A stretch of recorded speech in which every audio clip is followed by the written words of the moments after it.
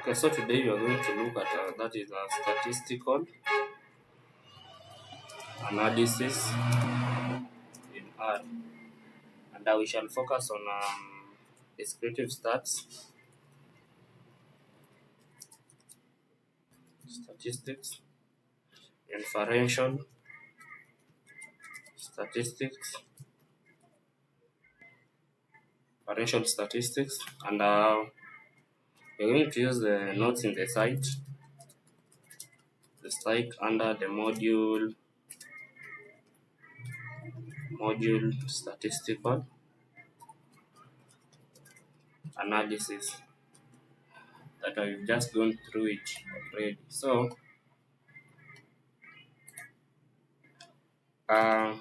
we shall start with the simple one. Descriptive statistics always study with descriptive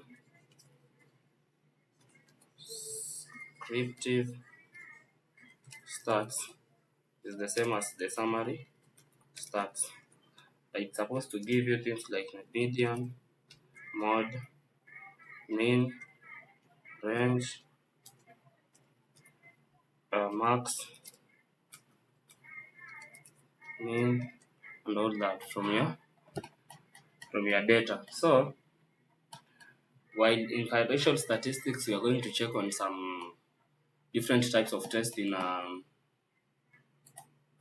statistics. So that basically is going to be the difference between descriptive and inferential statistics. And also another thing is the last thing we're supposed to check is what? We shall see some examples on the same, okay? We shall see some examples on the same on how to perform this test. We don't have a data because in our next class is where we are going to focus on using real-world data set.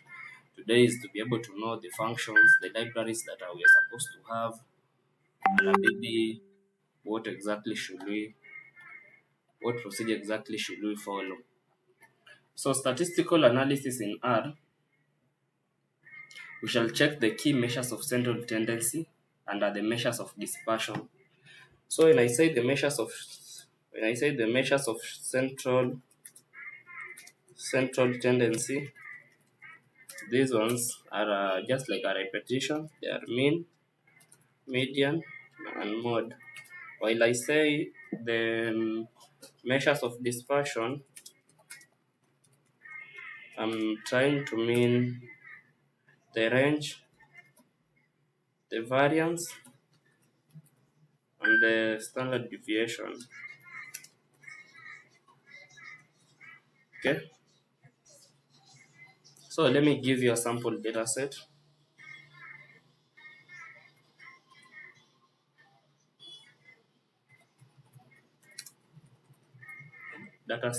And it's going to contain scores of people. Scores of people you're going to assign to because it's a list of values you can cut. Then we put 56. I'm going to put 78. I'm going to put 90 or 85. Then 90. Then 68. Then 75. Then 82. 95.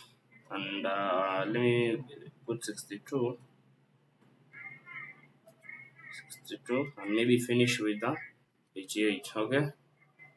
3, 4, 5, 6, 7, 8, 9, 10. So these are scores for 10 people.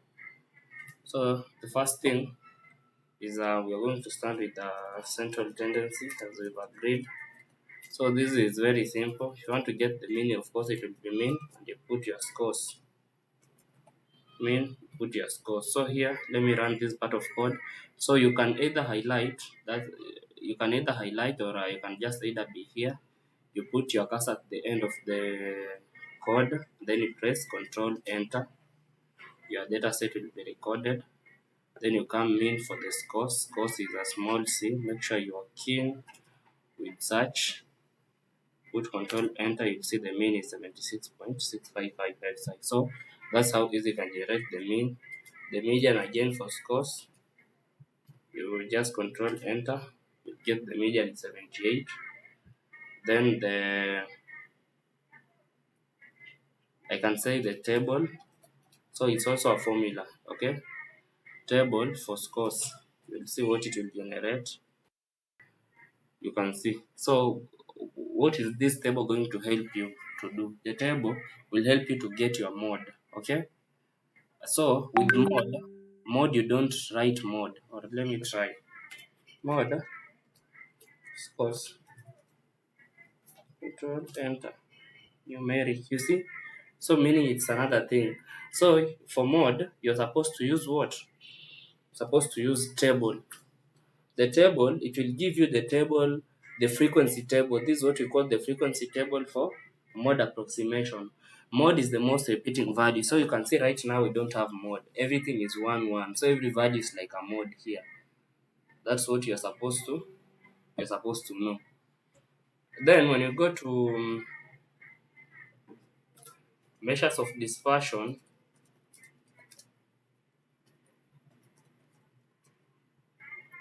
we are going to go to range. Let me start with the range. It's also as simple as the central tendency. Just say range for your scores. I want to see how they range. Sorry, control enter, 56 and 95. Then you are going to, so 56, 95, this is the smallest, this is the largest. Okay.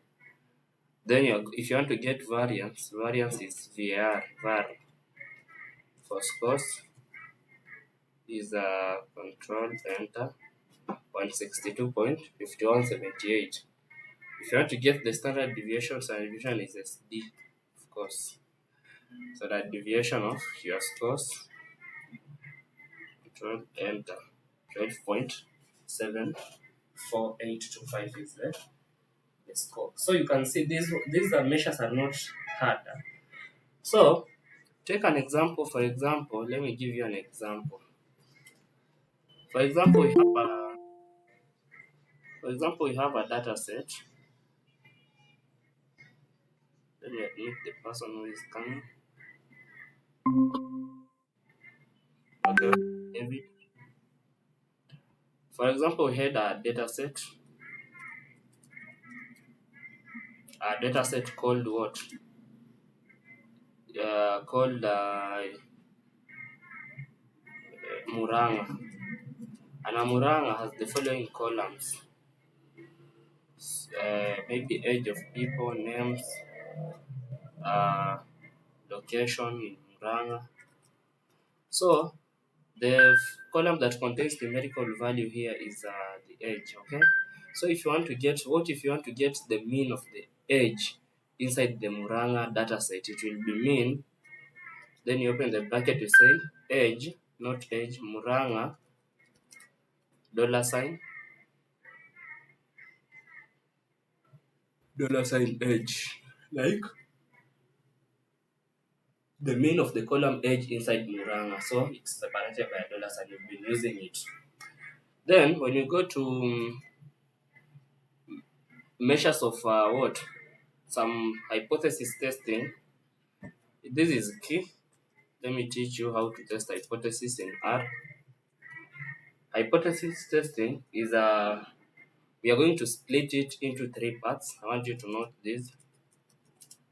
Split it into three parts. You're going to have the t-test, you're going to have the ANOVA, and you're going to have the regression. Okay? Not ANOVA, it's ANOVA. The regression. So when you start with the t-test, let me hashtag it. When you start with t-test, we have types. We have types of t-test that you have to know. There are 3. So you have the one sample t-test, of course. We have the independent to sample,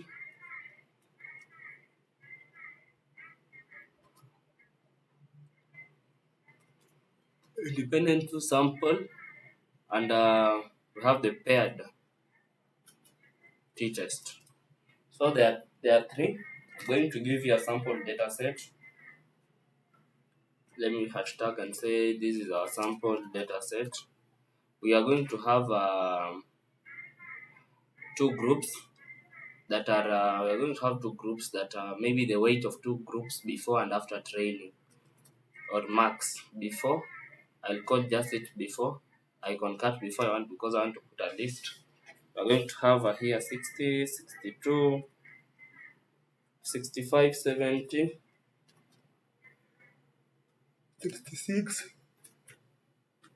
68, and after concat, we're going to have a list of 67, 69, 72,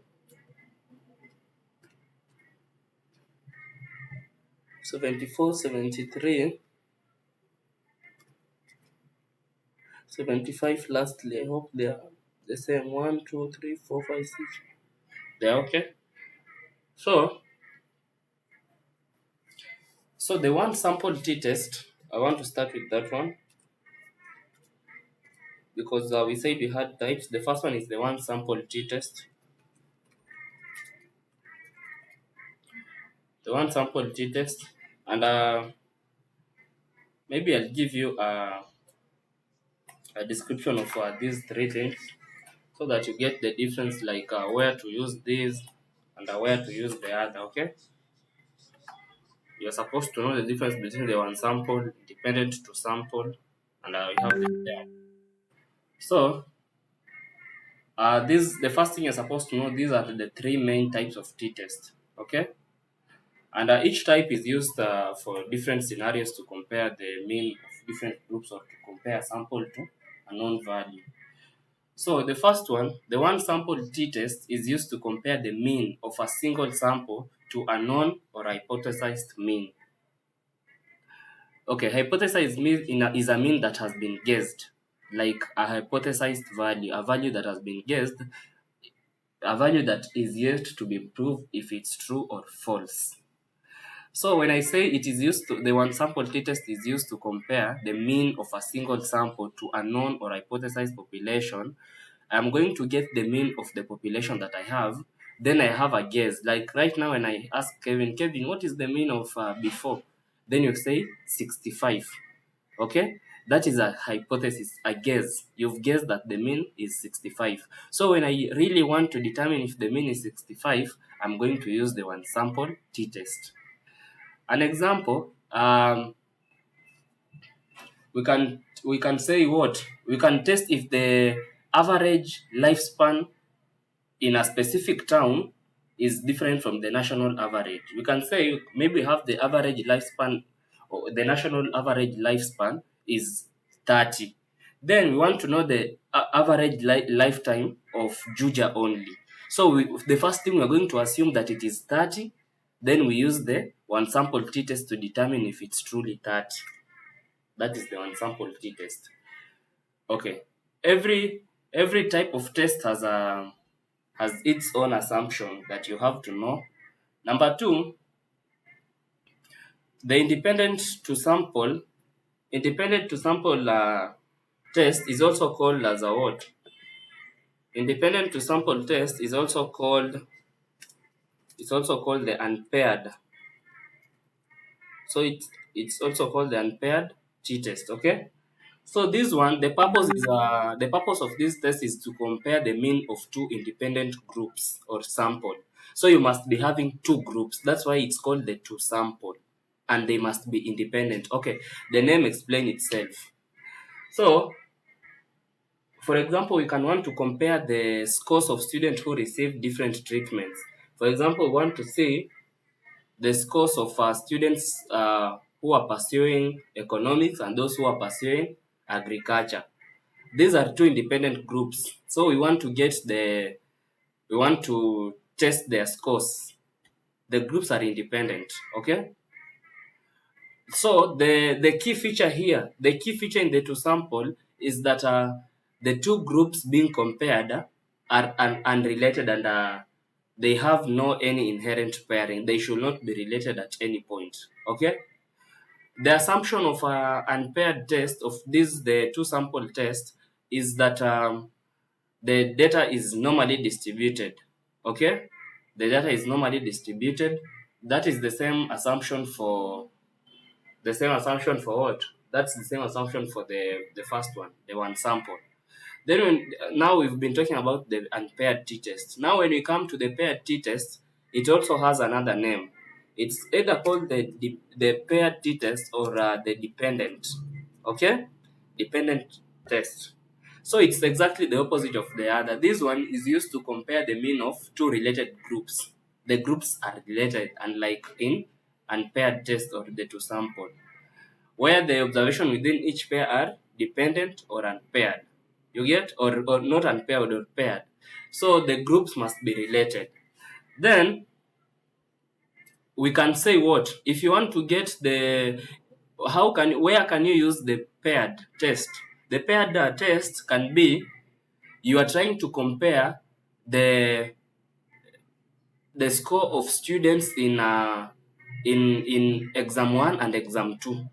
Okay, you're trying to see, is there actually a positive difference between the scores of exam 1 and exam 2? Okay, the key feature in a paired t-test is that the data is in pairs and that the observation are related, those two things. Then it should also be normally distributed. That is what you're supposed to know about this particular test. So I want you just to carry the knowledge, and we are going to use it like just right now. We want to see what we are talking about, if it's really making sense or not making any sense at all. So we are going to start with the one sample t-test. We already have our data before and after. Let's assume this is the weight of people before and after, maybe taking a meal. So we want to see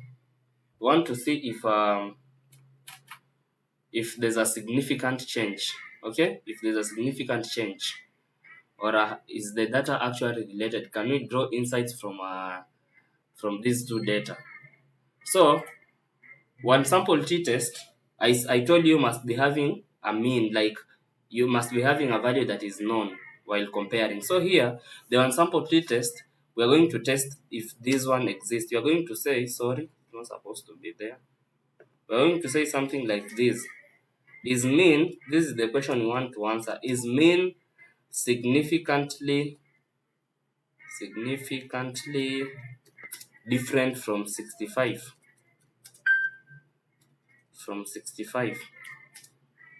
Okay, so the one thing you must know, do you remember when we got when I was explaining, I said you have a value, a hypothesized value, a value of guess. So here it's 65. We want to see if actually the mean in a one sample t-test is significantly different from 65. 65 is our hypothesized value. So it is very simple in R to do a t-test. You're going just to write t.test.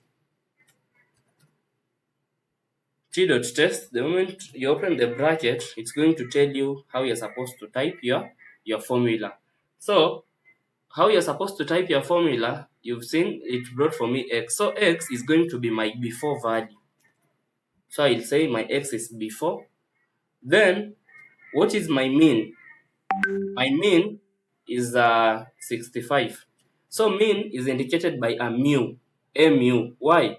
Because I said the assumption of all these tests, all of them, the assumption is that they are normally distributed. Okay, the assumption is that I'm going to show you a normal distribution table. The assumption is that they're normally distributed, and in a normal distribution, we usually have the mean and the variance, and the mean is usually indicated by a mu, and variance is usually indicated by a sigma squared. So here, what is our mu? Our mu is 65. Okay, so let me try to run this. Let me first my data to see if when I run, it's going to be recorded. Okay, that is it. Then I run this t-test before and after. So you can see. So the difference between these tests are going to be indicated by the what? they are going to be indicated by the syntax of the code. So this one is a one sample. You're going to see how the two sample or the unpaired, the one independent to sample or unpaired is going to appear. So you see when I run these results, it only needs data before and at the mu, the value that the hypothesized mean. So you can see the one sample t-test data is before, our data is before. Our t has been generated, our degrees of freedom is 5. Degrees of freedom is 5. Degrees of freedom is the formula of getting degree of freedom is usually n minus 1. So n minus 1, our n was 6. We have 6 values. 6 minus 1 is 5. The p-value has been calculated, that is 0.9167. And we have our alternative hypothesis. True mean is not equal to 65. 95% at 95% confidence interval. So I'm going to explain something here. You see, from all these values that have been generated, our answer comes from the p-value. When you have a p-value that is greater than 0.5, when you have a p-value, I want you to get this, a p-value that is greater than or equal to 0.5, it shows that there's no statistical evidence to prove your hypothesis. But when you have a value that is less than 0.5, it shows that there is sufficient statistical evidence to prove your hypothesis. So here our hypothesis is this one. Mean is significant. This is our guess. This hypothesis is a guess. This is what we guessed. Mean is significantly different from 65. So you are testing, and while testing, we have run our sample t-test. We get the p-value to be 0.9. The p-value is greater than 0.5, meaning we reject our null hypothesis. The hypothesis, this one here. So when we reject our hypothesis, the answer becomes that the true mean is not equal to 65. So that is how our sample t-test is calculated. So the answer is generated from the p-value. I want you just to get it, that how is the p-value going to help you get the answer. When the p-value is greater than or equal to your guess, okay, the value that you will have guessed. Let me call it my guess. No, 0.5. That is the scale of p-value. When the p-value, because you're going to calculate a t-test and you'll get a p-value. So when the p-value is greater than or equal to 0.5, you reject your hypothesis. Reject the hypothesis. Otherwise it's just a comma. Fail to reject. So if it's smaller, you fail to reject, and your hypothesis is the value that I will have guessed here. Okay, that is how it is done. Now let us go to the what? Let me go to independent. So the second one was independent t-test. Independent t-test, and it was let me just call it the way it's supposed to be. It is called what? Independent to sample t-test. Independent to sample t-test, and I'm going to give our hypothesis. We are trying to compare the two groups. I want you to note that. So what is going to be our hypothesis? I'm going to ask this is the question. Are two groups, because we want to compare, are two groups means different, like the mean of group A and group B? Then I come and of course it's a t-test. I'll start with t.test. Then when I open my bracket, this is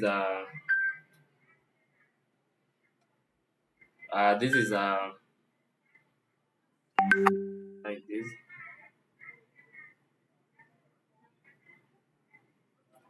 Okay.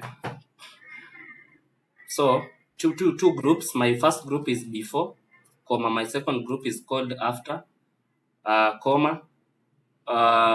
When you're trying to compare the two groups, we want to test if the means are different. Okay. when the means are different. So the other thing that according to what I was telling you the other time about the assumption, all these tests have an assumption, and they share one assumption which says that data from both samples should be normally distributed. Okay, normally distributed. And now, when it comes to the two sample t-test, there is an additional assumption. There's an additional assumption, okay? The additional assumption here is that the variances of the two groups, the variances of the two groups are are known, okay? The variances of the two groups are known. That's what you're supposed to know. They are known and they are equal. They are known and they are equal. Let me check this message. It may be crucial. Okay, they are known and they are equal. So the assumption here is that the variances are known and are equal. So we are going to test that. To test if the variances are known and they are equal, in R you write it like this: var dot equal. You can see it's just a formula in under t-test. So var dot equal is equals to true. Like variances equal is equals to true. Okay, then I'm going to run it. I'm going to run this. You can see alternative hypothesis. So you can see all these things that have been generated here. You have a T, DF is 10. Of course, the groups were 2, each having 6 plus 6, which is 12. N will be N minus 2 for the two groups because they are independent. So for the first group, N minus 1. For the second group, N minus 1. So it becomes 10. So our hypothesis was that the two groups means are different. Okay? Now, the hypothesis that has been generated says that true difference in means is not equal to 0. So you just look at the p-value. So the p-value, is it less than 0.5? Yes, it is less than 0.5. So it means that our two groups means different. So it means that yes, they are different. Okay, because when the p-value is less than 0.5, I fail to reject. I fail to reject my hypothesis. So you must be keen on that. Okay, the other thing is the last one, the paired. The paired t-test. The paired t-test was two groups that exactly the opposite of the previous one. So the paired t-test, we are going to test before and after. Before and after on same individuals. So the assumption is that our data is normally distributed. That is the assumption you have here. That's the only assumption that you are supposed to have here. So when you test, of course, you start with a t-test. Then you say we want to compare the two groups, that is before, comma after. Then paired. We want to okay. What is the name of the test? It is called the paired t-test. So we want to test paired is equals to true. We want to see if they are paired. So let me run.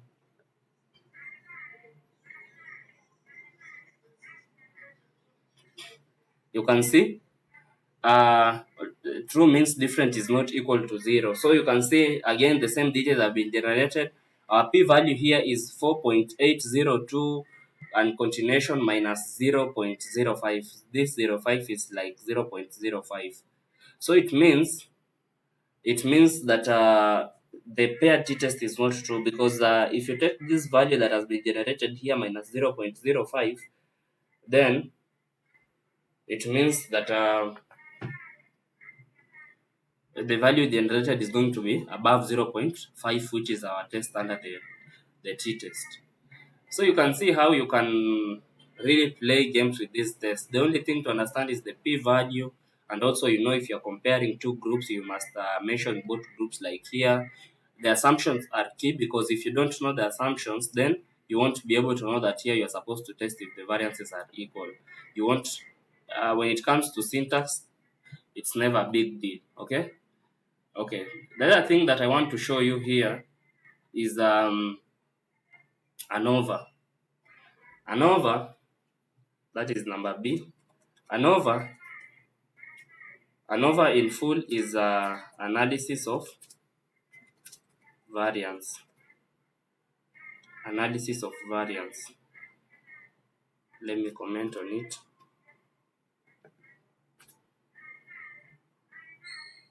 Analysis of variance.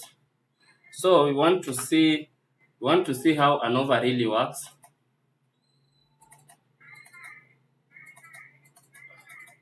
Again.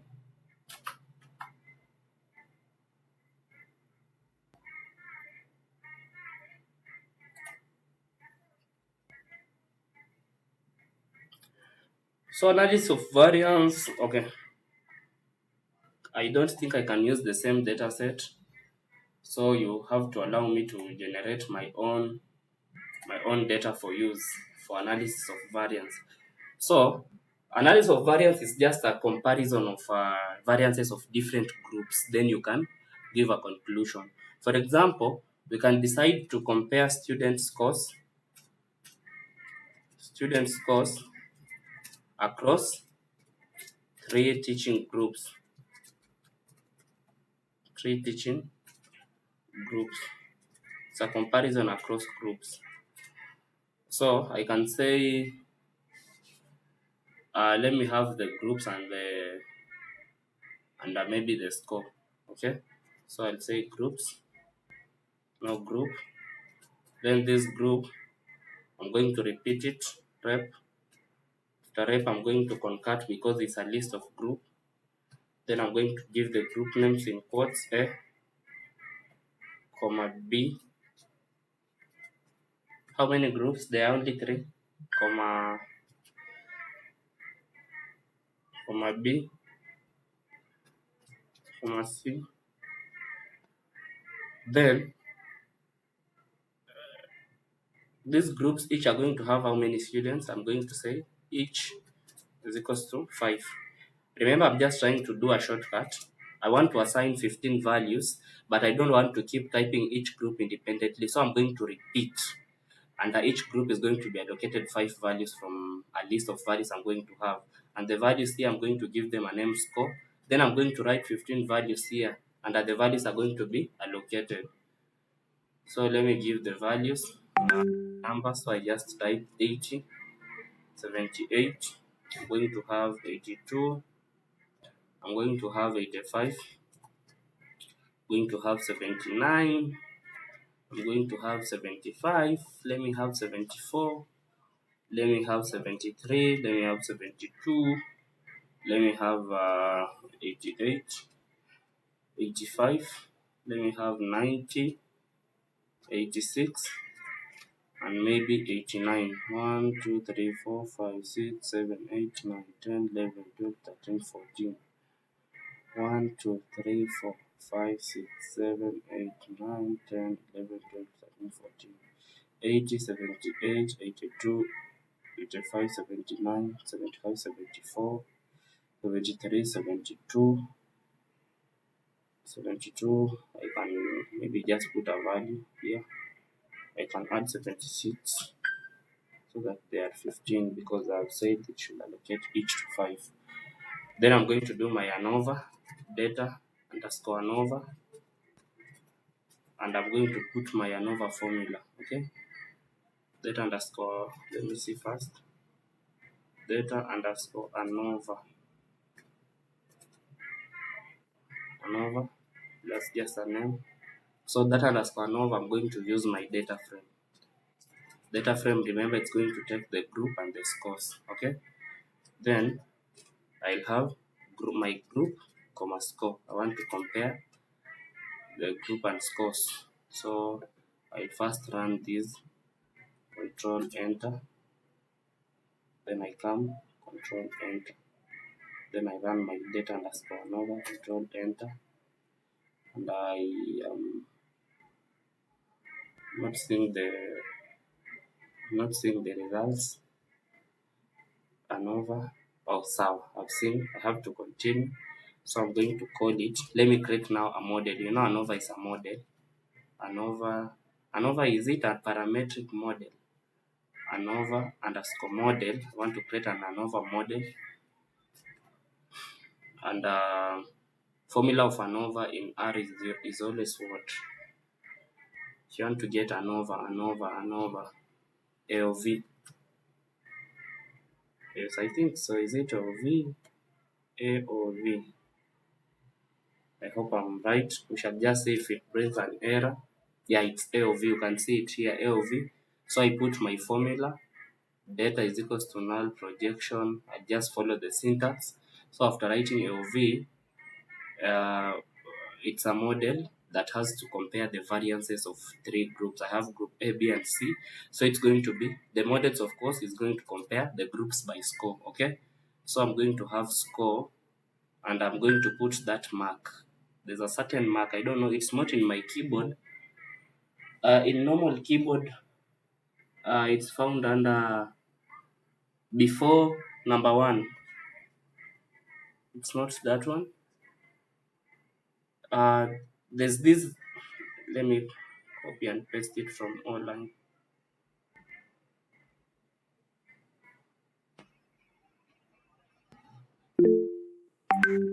Let me copy and paste it. It's usually before number one in the normal keyboard. I'm using my keyboard is not a normal one. Control V. Can you see that thing? Yeah, that thing. So score, that is usually used in modeling. So score per group, of course. Score per group data is equals to, my data will be what? My data is here. I've already given a name. Data underscore ANOVA. Then after that, I must show the result. So I'm going to tell it to give me my summary of my what? This name that I assigned here. ANOVA. Sorry, Control Z. My ANOVA summary. My model is called what? ANOVA model. Supposed to bring ANOVA model. That one. Let me run everything here. Yeah, it's here. So you can see degrees of freedom is 2. Sum is 462. SQ is a what? SQ is standard what? SQ mean, we have our mean. SQ, we must get the SQ. What is the meaning of SQ? What is the meaning of SQ? Let me see. Degrees of freedom. It's not, is it a square root really?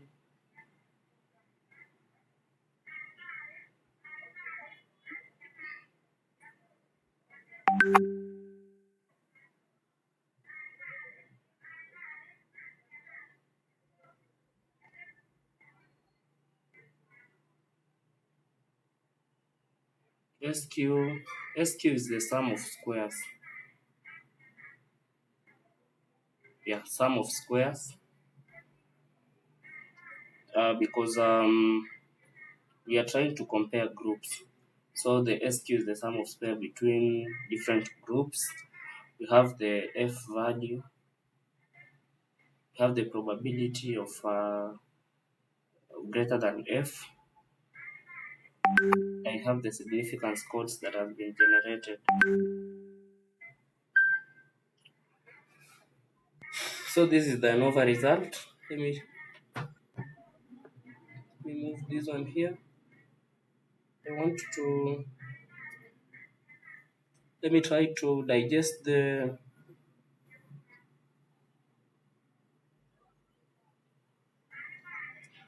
let me try to digest these results because it's kind of confusing.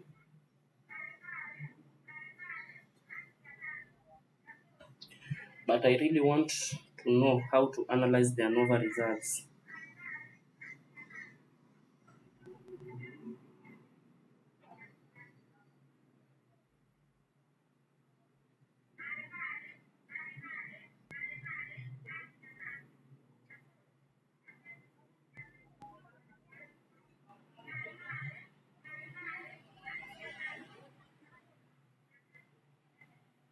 So you have the group and the residuals.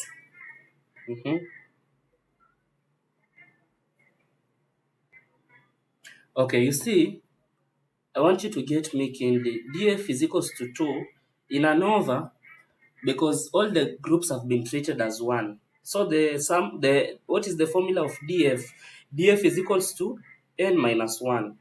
N is the number of groups, we have 3. That's why you have a 2 here, okay? Then you have the sum of squares. SQ means the sum of squares. So sum of square, SQ is square. The first sum of square we have is 462.4, okay? And we also have mean of the mean of the squares is 231.20. And we have the residuals 4.83. My laptop is going off. Residuals we have also residuals under the sum of squares is 58.0. We have the F as 47.83.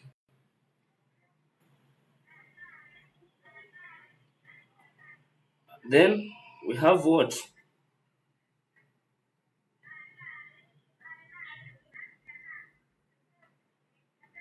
Probability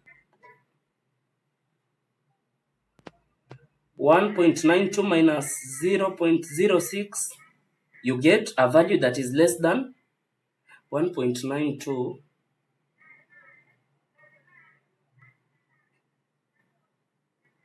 minus 0.6.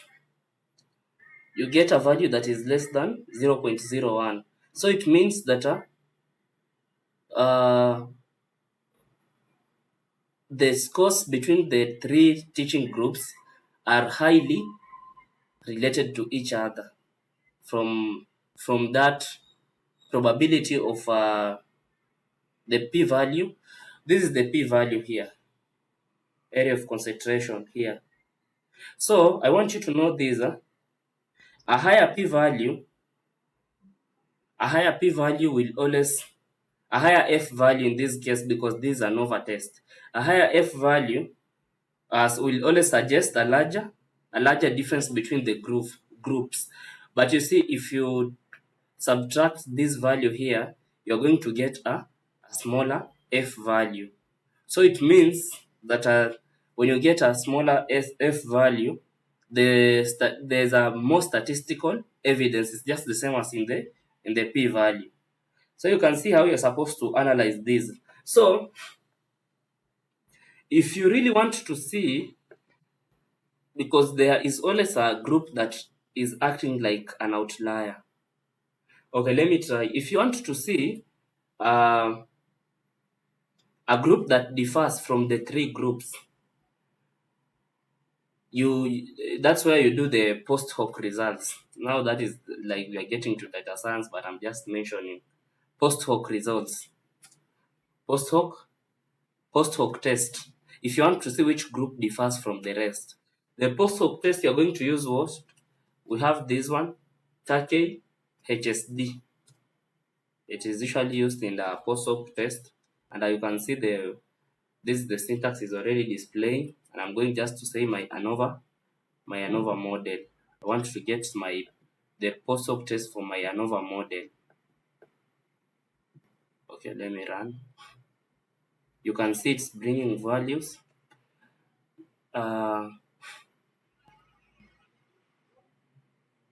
Take multiple comparison of means, 95% family-wise confidence level, fit AOV formula score group data. The groups B, you have group B2. They are comparing the groups. You can see comparison between group BA, CA, and CB.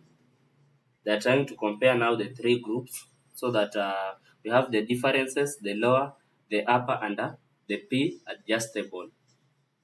Okay, so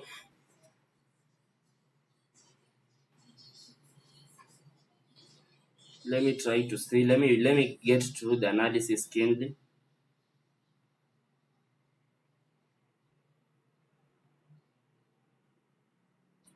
You can see how data science can be interesting. You can really get even the group that is deviating differs from the rest.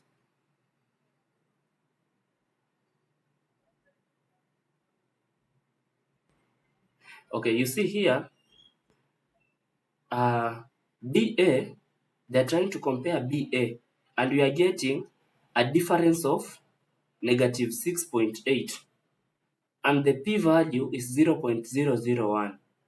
So it shows that group B scores are lower than group A by what? 6.8. That's why it's a negative. Then group CA is having 6.8 with the same p-value. It means that the group C scores are significantly higher than the group A by 6.8 points. You can confirm that. You can see, just see the group C values. Remember, group C are the last five. 1, 2, 3, 90, 88, 85, and these ones were 80, 78. We have 82. Then let's compare CB. Group C compared to B have a difference of 13.6, which is also significantly higher than Group B by 13.6 points. So there is at least a statistical significant difference between the three groups. That is BA, CA, CB. So it shows that a combination of all the three groups, there is at least a point of interest, because we have all get a difference. Okay. So you can see that group C compared to B has got a higher score, followed by what? Followed by group C compared to group A. Then group B compared to group A is the last one. So what does this show? This one shows that the teaching method used in group C seems the most effective. Why? Every time we have C, we are having a higher difference. Here we have C compared to B, 13.6. C compared to A, 6.8. So the teaching method in group C, because we wanted to see student scores across the teaching group. So the teaching method in group C is higher as compared to teaching method in group B and A. So it's evident according to the marks here. But now if you want to statistically prove that, then you must do an ANOVA test. You write this ANOVA model. Then after writing the ANOVA model, you get the summary of the model to identify the values. You see the residuals. Then after doing that, you can do some post hoc results so that you can identify which group is actually performing best. And you can see the comparison here. We have to learn to which group. We have to learn to group. We have finally concluded that group C is the best. So that's data science now, you see. Let's do some regression analysis. Let's do some regression analysis.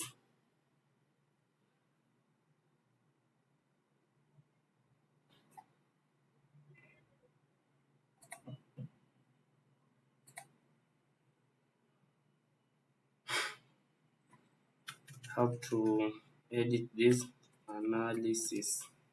Sorry, I'm even confused. Statistics is really eating me up.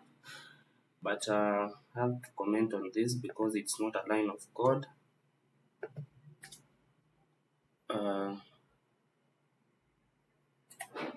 Regression analysis, you start with, of course, at this level, you're supposed to cover a simple linear regression.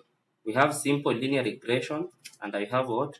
Multiple linear regression. In fact, now just know we are doing something past our scope, because we're already getting deep into statistics, but it's good to know, because now what can we do?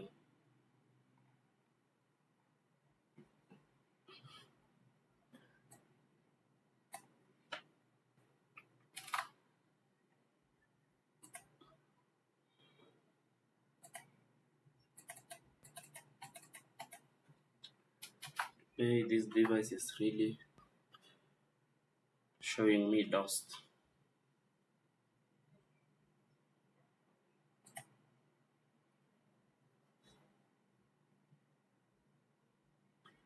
So, okay, regression analysis. Let me regression analysis. Okay, regression analysis. What regression does? Just have this as a background. It is a statistical method that will always compare a dependent group with an independent group. So a dependent group with one or more independent group variable. Let's use variable because it's regression. It always compare a dependent variable with one or more independent variable. Okay, so maybe the purpose of regression analysis from explanation I've given is just to understand the strength of the relationship between the variables, that is both the dependent and the independent variables. So I've told you have two types of regression, but I think there are three, but most people will always focus on two. We have the simple linear that you're going to check, then you can always check the multiple regression, and we have the nonlinear regression. Okay, so those are the type of those are the type of those are the type of regression analysis that you can always meet the simple linear, the multiple linear regression. So the difference of simple linear regression is that in simple linear regression, we'll compare a dependent variable with an independent variable. But in multiple linear regression, you'll compare a dependent variable with more independent variable. Just from the just from the from the name simple and multiple. So let me have a sample data set. I'm going to have my sample data set. I never knew this class can take this long. It's because of those statistical explanation. I'm going to compare the hours studied versus the scores of students. We want to see, is it really that when a person studies a lot, the person is going to perform well? So we have dependent and independent. So what is dependent here and what is independent? Is it hours or scores? Because I'm going to define two variables. I'm going to define hours and I'm going to define my hours, and hours in this case I'm going to concat because it's a list. So there's a person who studies in 1 hour. We have 3, have 4, have 5, we have 6, have 7, and we have 8. And now those are 8 hours, different 8 people. I also have their scores. So these people are performing like this. We have this person performing 52, 56. We have 58. We have what? 65. We have 70. We have 75. We have 78. And I have 85. 1, 2, 3, 4, 5, 6, 7, 8. Okay. So you want to see if studying for many hours will bear results. Okay. So I'm going to just give my data name, like here in ANOVA, I had my group and score. So the next thing is data underscore ANOVA. Here I'm going to have data underscore regression, reg. And then I'm going to assign my data to what? I want to combine the two. So it's going to be data. I'm just trying to construct a data frame. Data, it's going to take the hours, comma, scores. Is it scores? Or let me give it scores. Score is just okay because it's for one person per person. Then I'm going to come now. This is the important part now, my model. Okay. My model, the other one was ANOVA underscore model. This one is regression model. I'm going to have my model here. It's going to read data from what? From my data. No. Okay. This is simple linear regression. That was ANOVA. ANOVA is AOV. Regression is going to be what? Linear. This is simple linear regression is going to be LM. It is the simplest, by the way. LM, you've already been given the syntax. You can follow that. My LM is going to be score. Because I'm comparing score to hours. So score, alafu that kamaka I was telling you, that one, score, and what? Hours. Okay? Then what is my data? You must tell it your data. My data is equals to my data frame. But my data frame is called what? Data underscore reg. Okay? Then after doing that, I want to get the summary of my model. Summary of my model. Let me run everything here from regression analysis. Error expected in score score. Oh, concat. I have to concat. It's a list. Sorry. See. Okay. Let me run this. Object model not found. Summary of my reg model, not model. It's reg model. Reg underscore model, because that is the name of my model. It's those simple mistakes. Huh? So I can see it as run. LM formula is a score and hours, comparing the scores and the hours. I have my coefficients. I have the median, interquartile range. This one is lower quartile, and this one is what? Upper quartile, because it is the 3Q. I have my coefficients like in ANOVA, the intercept and the hours. Then I have my residual, standard error, 0.6 degrees of freedom. Are they really 1, 2, 3, 4, 5, 6, 7, 8 minus 2? Yeah, it's 6. Multiple R squared, adjusted R squared. I have my p value as 3.389. And I have my F statistics, that is the F value. Okay, so you can see this is the summary of my model. And I also have to know the interpretation. Now, how are you going to identify if actually the hours of study determine the score that the person is going to achieve? I think now to that level, I will say this. This is because I've made the model for you. In fact, linear model, simple linear regression is very common. Like, that was the first model I learned. An assignment is going to be here, interpretation of the LM above. So that I just continue on the same. I just want to teach you how to plot your results. You can plot. I will use plot, that is ggplot2. I'll have my data. What is my data? My data is called data underscore reg. Remember, this is the combined data because I have my data frame here. And from data underscore reg, I want to take the two columns. So I use the $sign. The columns will appear. I will start with my hours, comma what? Data underscore reg, $sign, score. You see how it's simple? Then in a linear regression plot, you always have something called the upline. I open the bracket. I have you've seen the syntax, so no struggle. I'm going to plot it from my model. It's not the model, it's the reg underscore model, and I want the color to be. You must say the color is equals to blue. Okay. And then let me try to run if this plot is going to form. This is some knowledge in data visualization. Okay, it's here. So let me see.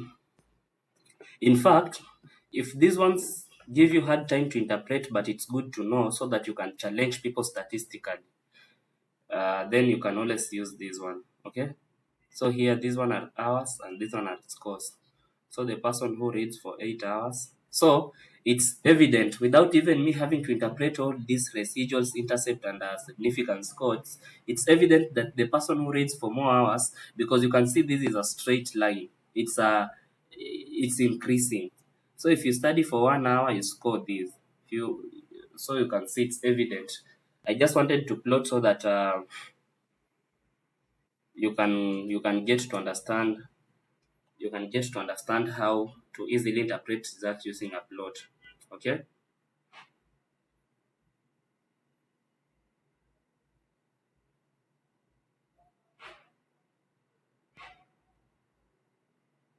Okay, that is how easy you can interpret your results. Then another thing is that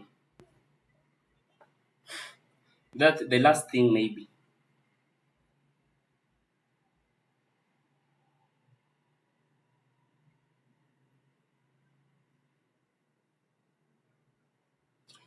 you can also plot what? I think you can always plot a box plot here. Here I can have a plot. Let me try. If it doesn't work well, I'm good. I can have my plot.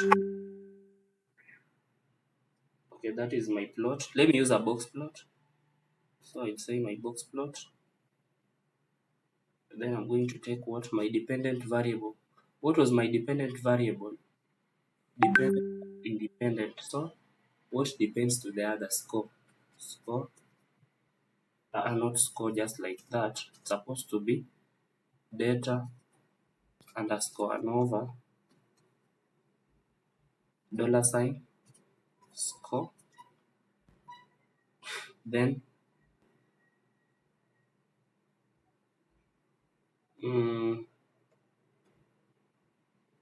that mark will be that sign data underscore ANOVA dollar sign group. Then data is equals to my data is a data underscore ANOVA.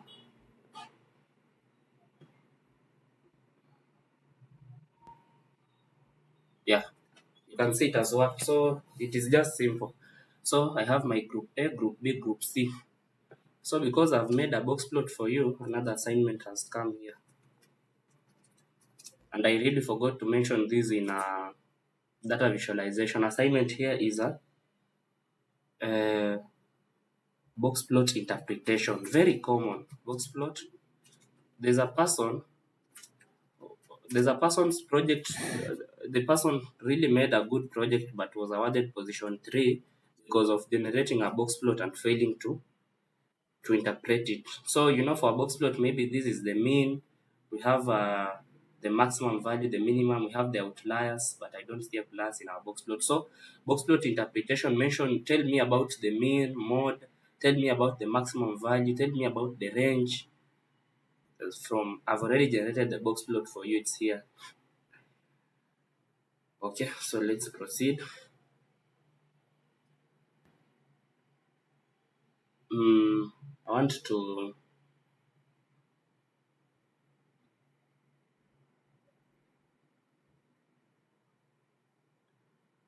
I will not mention again the p-value, but summary of my LM it's here. That is okay. I will not mention about the p-value because we were supposed to mention something on that, but I've already told you if p-value is less than 0.05 statistically significance difference, while it's greater than no statistically significance difference. So imagine what we've been doing, that is data science, and I'm finishing with this. Let me finish with some machine learning now so that I want you guys to be in this field. Some machine learning from our data. I'm going to use my what? I will use my model because this was actually regression is machine learning. So let me use my model here. I've plotted. Let me try to say again, plot my model, regression underscore reg underscore model is this one.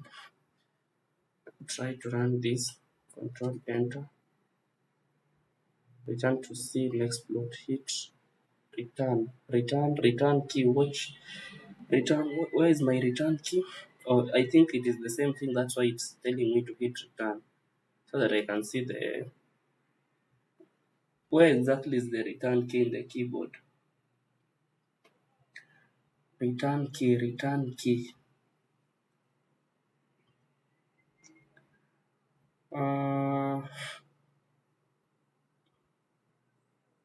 Let me press enter.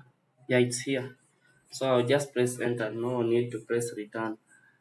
So let me see. My model was score hours. Data is equals to data. That is cool. Decision.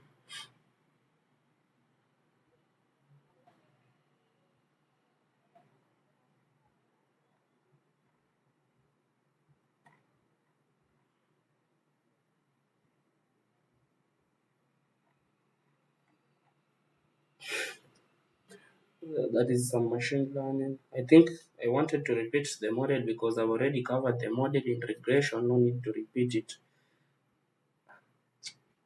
It's really bringing a lot of plots.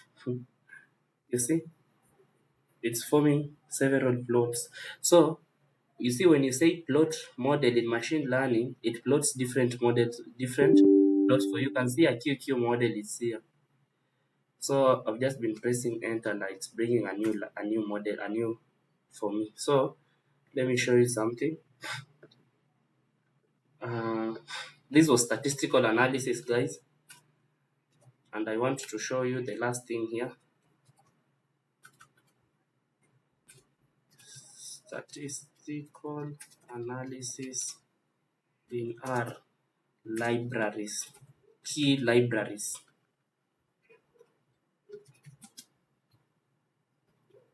to learn about. Okay, number one, we have the base library. This one is for stats and testing. Stats and testing. Number two, let me put the numbers. Number two, we have a library called the stats. It's a library. This one, it deals with the core statistical functions. Core statistical functions are things like predict, covariance, correlation, those statistical terms. Three, we have the car. Car library is for applied regression. Those are things like the ANOVA, the hypothesis, linear hypothesis. Number four, we have the psych. The psych library is a very simple one. This one is it's always for this descriptive analysis and maybe reliability, because I've used it for this reliability. Number five, we have rpart. I've used it as well. rpart, I used it for what? This is more for data science, for partitioning decision trees. So you're asking yourself, what is a decision trees? Can check it. And we have ggplot. Is very common for plotting because you have to plot these models. This for viz, that is a short form for data visualization. We have the broom. Broom is like TidyR, okay? But now in machine learning, it's tidy model outputs. Okay? This was number 7. How to number it? The last one that I will talk about is this one is very unique in capital letters. It's called the mass library. It's a modern one. Modern applied stats. Master's level now. Modern applied stats with stepwise methods. Never used it, but I know it just. So those are the common libraries for statistical analysis in R. Okay. Then, at least we've checked on mean, mode, median, t-test, ANOVA, regression, and our confidence. The p-values, okay? Yeah, we've checked on that. So you can please do these 2 assignments. And what I'm going to do, let me stop. Thank you for attending. I'm stopping the class, but I want to show you something. I'm just recording the video.